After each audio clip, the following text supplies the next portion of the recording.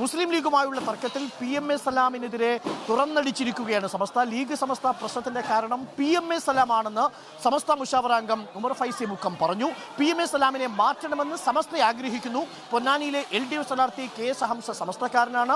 BJP ശക്തമായി നേരിടുന്നത് CPM ആണെന്നും ഉമർ ഫൈസി മുക്കം റിപ്പോർട്ടറിനോട് പറഞ്ഞു. ഈ തെരഞ്ഞെടുപ്പ് കാലത്ത് ഏറ്റവും ശ്രദ്ധേയമായ ഒരു പൊളിറ്റിക്കലായിട്ടുള്ള പ്രതികരണത്തിലേക്കാണ് നമ്മൾ പോകുന്നത്. ആദ്യം ഉമർ ഫൈസി മുക്കം പറഞ്ഞത് കേട്ടുവരാം. മുസ്ലിം ലീഗിലെ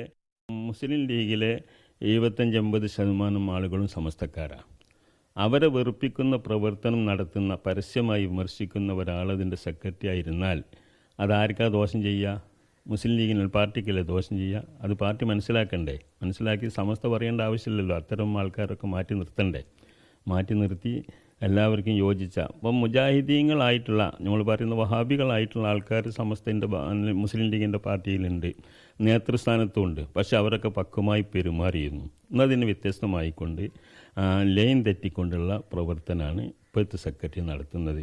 സമസ്തയിൽ അദ്ദേഹം സമസ്തക്കാരനാണ് എന്നത് ശരിയാണ്. അങ്ങനെ പലരും സമസ്തക്കാരുണ്ട്, പല പാർട്ടിയുള്ളവരും, കമ്മ്യൂണിസ്റ്റ് പാർട്ടിയിലും കോൺഗ്രസ് പാർട്ടിയിലും ലീഗിലും ഒക്കെ ഞാൻ പറഞ്ഞല്ലോ. അങ്ങനെ എല്ലാ പാർട്ടിയിലുള്ളവരും സംഘടിച്ച ഒരു സംഘടനയാണ് സമസ്ത. അവർ മതവിശ്വാസവും മതപരമായ കാര്യങ്ങളും ആത്മീയ കാര്യങ്ങളുമാണ് സമസ്ത കൈകാര്യം ചെയ്യുന്നത്.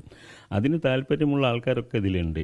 അത് പൊന്നാനി സ്ഥാനാർത്ഥിയും അതിൽപ്പെട്ട ഒരാളാണ് എന്നതിൽ കവിഞ്ഞ് ഞങ്ങൾ സ്ഥാനാർത്ഥിയാക്കാനൊന്നും ആരും പോയിട്ടില്ല.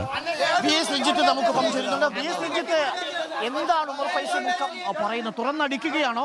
ഇത് സമസ്തയിൽ തന്നെയുള്ള വിഭാഗീയത മറനീക്കി തെരഞ്ഞെടുപ്പിന് മുമ്പ് പുറത്തു വരികയാണോ? VS രഞ്ജിത്ത്, തീർച്ചയായിട്ടും സമസ്തയും ലീഗും തമ്മിൽ ഒരു പ്രശ്നവുമില്ല എന്നും സമസ്തയും ലീഗും ഒന്നിച്ചു പോകുന്നുവെന്നൊക്കെ ലീഗ് നേതാക്കന്മാർ പറയാൻ ശ്രമിക്കുമ്പോൾ അക്കമിട്ട് നിരത്തിക്കൊണ്ട് സമസ്തക്ക് ലീഗിനോടുള്ള എതിർപ്പിൻ്റെ കാരണങ്ങൾ വ്യക്തമാക്കുകയാണ് ഉമർ ഫൈസി മുക്കം.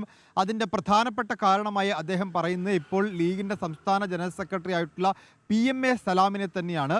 സലാം പല തവണയായി സമസ്തയെ അധിക്ഷേപിക്കാൻ വേണ്ടി ശ്രമിച്ചു. ലീഗിൻ്റെ വലിയ സമ്മേളനം വിളിച്ചു ചേർത്തുകൊണ്ട് അതിൽ സമസ്തക്കാരില്ല എന്നും ലീഗുകാർ മാത്രമാണുള്ളത് എന്നും പറഞ്ഞ് സമസ്തയെ അധിക്ഷേപിക്കാൻ ശ്രമിച്ചു. ലീഗുകാരിൽ 80% സമസ്തക്കാരാണ് എന്ന് അദ്ദേഹം മറന്നുപോയി. മാത്രമല്ല, ജിഫ്രി മുത്തുക്കോയ തങ്ങളെ അധിക്ഷേപിക്കുന്ന തരത്തിൽ പിണറായി വിജയൻ്റെ കോൾ വന്നാൽ എല്ലാം മറക്കുന്നയാളാണ് ജിഫ്രി മുത്തുക്കോയ തങ്ങൾ എന്ന രീതിയിൽ സമസ്ത ലീഗിൻ്റെ സംസ്ഥാന ജനറൽ സെക്രട്ടറി പ്രസ്താവന നടത്തി. സമസ്തയ്ക്ക് ഈ സമുദായത്തിൻ്റെ നേതൃത്വത്തിലോ സമസ്തയ്ക്ക് ഈ സമുദായത്തിൻ്റെ ഉന്നമനത്തിലോ ഒരു പങ്കുമില്ല എന്ന രീതിയിൽ അദ്ദേഹം പറഞ്ഞു. ഈ രീതിയിൽ മുസ്ലിം ലീഗിൻ്റെ സംസ്ഥാന ജനറൽ സെക്രട്ടറി PMA സലാമിനെ ലക്ഷ്യം വെച്ചുകൊണ്ടുള്ള പ്രസ്താവനകളാണ് ഉമർ ഫൈസി മുക്കത്തിൻ്റെ ഭാഗത്തു നിന്നുണ്ടായിട്ടുള്ളത്. അപ്പോൾ ലീഗ് സമസ്ത പ്രശ്നത്തിൻ്റെ കേന്ദ്ര കാരണമായി അദ്ദേഹം PMA സലാമിനെ ഉയർത്തിക്കാണിക്കുന്നു. സമസ്തയിലെ ഒരു വലിയ വിഭാഗം ആളുകൾ PMA സലാമിനെ മാറ്റി നിർത്തണമെന്ന് ആഗ്രഹിക്കുന്നുണ്ട്. അത് സമസ്ത പറയുകയല്ല വേണ്ടത്, ലീഗ് മനസ്സിലാക്കി പ്രവർത്തിക്കുകയാണ് ചെയ്യേണ്ടത് എന്ന് പറയുന്നു.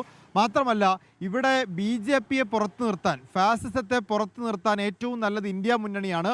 എന്നാൽ ഇന്ത്യ മുന്നണിയിൽ തന്നെ ഫാസിസത്തെ ശക്തമായി നേരിടുന്നത് CPM-ഉം ഇടതുമുന്നണിയുമാണ്. CPM ഒരിക്കലും, കമ്മ്യൂണിസ്റ്റ് പാർട്ടി ഒരിക്കലും ഫാസിസത്തോട് സന്ധി ചെയ്യില്ല എന്നും ഒരു തുറന്ന പ്രഖ്യാപനമാണ് അദ്ദേഹം നടത്തുന്നത്. പൊന്നാനിയിലെ KS ഹംസ സമസ്തക്കാരൻ തന്നെയാണ് എന്ന് കരുതി സമസ്തയുടെ സ്ഥാനാർത്ഥിയാണ് എന്ന് പറയില്ല. പക്ഷേ സമസ്തയുടെ വോട്ട് പൊന്നാനിയിലെ ഏതെങ്കിലും ഒരു സ്ഥാനാർത്ഥിക്കാണ് എന്ന് പറയുന്നില്ല. അത് ലീഗിൻ്റെ സ്ഥാനാർത്ഥിക്കുമല്ല, KS ഹംസയുടെ സ്ഥാനാർത്ഥിക്കുമല്ല. പക്ഷേ ഇടതു മുന്നണിക്കാണ് സമസ്തയുടെ ഭൂരിഭാഗം ആളുകളുടെയും പിന്തുണ എന്നും അദ്ദേഹം പറഞ്ഞു വെക്കുന്നുണ്ട്. Okay, thank you VS Ranjith. അങ്ങനെ സമസ്തയിലുള്ള അഭിപ്രായ വ്യത്യാസവും വിഭാഗീയതയും ഒക്കെ മറന്നേക്ക് പുറത്തു വരികയാണ്. തെരഞ്ഞെടുപ്പിന് തൊട്ടു മുമ്പാണ് ശ്രദ്ധേയമായ പ്രതികരണങ്ങൾ എന്നത് ഓർമ്മിക്കണം. അത് ആർക്ക് അനുകൂലമാകുമെന്നുള്ളത് കണ്ടറിയണം, പ്രത്യേകിച്ച് പൊന്നാനിയിൽ.